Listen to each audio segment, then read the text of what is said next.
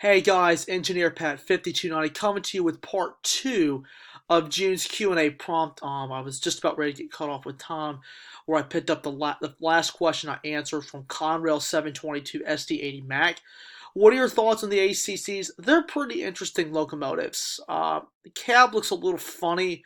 I just think the cab is just too small for that frame, though. That's the only reason I don't like about it. But for the most part, they're pretty interesting locomotives. Why do you put your video titles in all capital letters? To make it easier for everyone to read.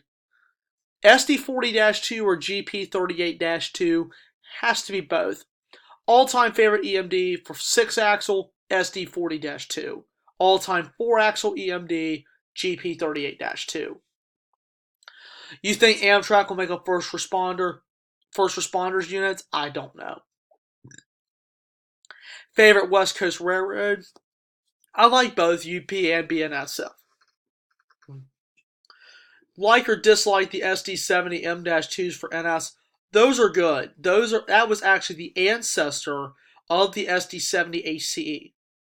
And as a matter of fact, speaking of ancestors, the SD90 Mac-H was the SD70 ACU's ancestor. You really look at it, it's the SD70 Mac-H. It has the SD70, an early version of the SD70 AC slash SD70 M-2 cab. And the whole backup, the whole rest of the locomotive, looks like an early version of the ACU.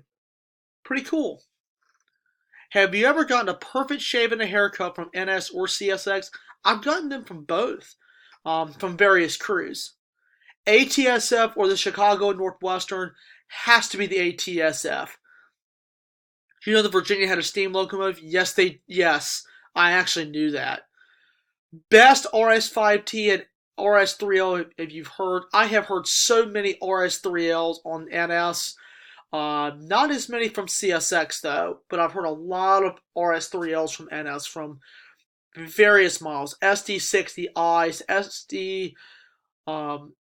SD60Ms, I have heard them from SD40-2s and GP38-2s. RS5Ts, you don't hear them as often as you do on the RS. I've heard a couple of them on the XNW fleet of Norfolk Southern. I mean, there's still some RS5Ts still out there. So you just got to listen out real carefully because that RS5T is definitely hard to find.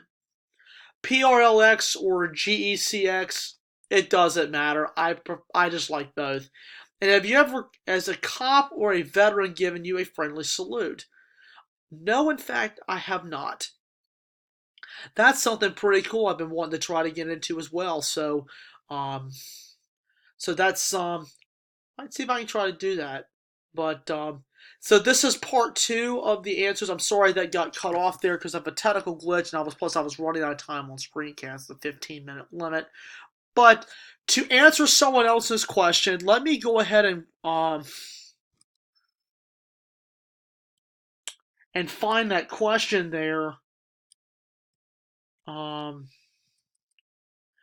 back to Steve Baby's channel, his first question was, what are the heritage units that you've not seen on NS? I do have the list. It's mostly the G. I have only 2 EMDs left to get. That's 1065 and 1066. The 3 GEs I have left are the 8025, 8101, and 8104. And that's it. They're the last 5 of the NS heritage units I have left to get. So that concludes part 2 of the Q&A responses. This is a first. I had so many good questions on this one. I was really happy with all of the questions, and I would like to say thank you to all who have contributed in Q&As from the past and now. This is really awesome, guys. Thank you. It means a lot, and just a lot of really good questions here. Got more videos in the works. I'm trying to get some uploaded, so July's prompt will be coming out July 1st, so mark your calendars for that, so y'all can start thinking about those. For the ones who haven't contributed to this one, you can always contribute to the next one. So, once again, that's going to be coming out July 1st. I've got a new intro that is in the works right now as well, so that's going to be coming out real soon, as well as many other videos. So, anyway, I hope you guys enjoyed the two-part Q&A responses. The first time in my year of the Q&A, it's the first time it's been a two-parter. So that's a really good thing. That's a really good thing. So anyway, I hope you guys enjoyed this video, and I thank you guys for watching.